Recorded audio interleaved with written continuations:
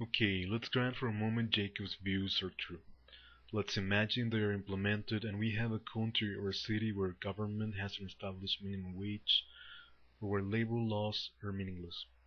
Well, we really don't have to imagine it. We have many such cities here in Mexico.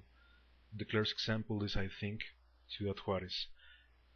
Let's set this thing straight. I'm not saying there's no minimum wage in Ciudad Juárez. There's one, in fact.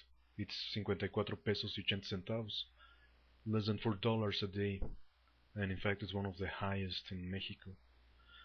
But the production system in Juarez renders this scarce minimum wage meaningless. An implacable quality control, which means every worker must produce a minimum quota if she or he wants to get paid. Ferocious employers that fire you if you even blink mean that owners can really squeeze their worker way beyond those $4. And let's not talk about the prices. Let's take 1 kilo of tortillas. It costs a little less than $1, so there you go. For practical purposes, there are no labor laws in Juarez. The production model of the maquiladoras was introduced in Juarez in the early 60s. By mid-90s, there were more than 300 maquiladoras in the city with around 200 employees working mainly on electronics, car industry and clothing, with a great input of workers from other cities like Durango or Sinaloa. In the 90s, Juarez was the Mexican city with the lowest index of unemployment, so Jacob, you're right in this respect. But the thing is, Juarez population by the year 2000 was around 1,200,000 inhabitants, with a floating population of 250,000 due to migration, and so 40% of them live in extreme poverty. Besides, many problems have arisen from the maquiladora industry.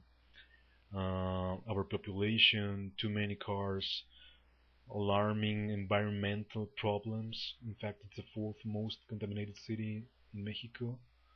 There's lack of water, and the emphasis on private benefit has created a social disregard from successive administrations, which has resulted in lack of homes and services for many people.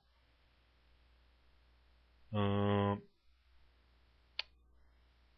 Finally, the most alarming problem of all is that NAFTA and free market have provoked an explosion in drug smuggling, organized crime, which has resulted in this infamous violent city that everyone knows about, where 8 men are murdered every day, where hundreds of working class women have been murdered just for the pleasure of it, with the complicity of the police, the administration, authorities, and the employers. So, Jacob, I think you can notice in Horace's example that economical and social problems go way beyond offer versus demand, or employment versus unemployment. As Nuclear Knight says in her video response to you, capitalism system is profoundly exploitative. I don't know how to pronounce that. Explotador and immoral. And and I think it needs to be radically changed if we want to create a better, fairer, more ethical society. Okay, bye.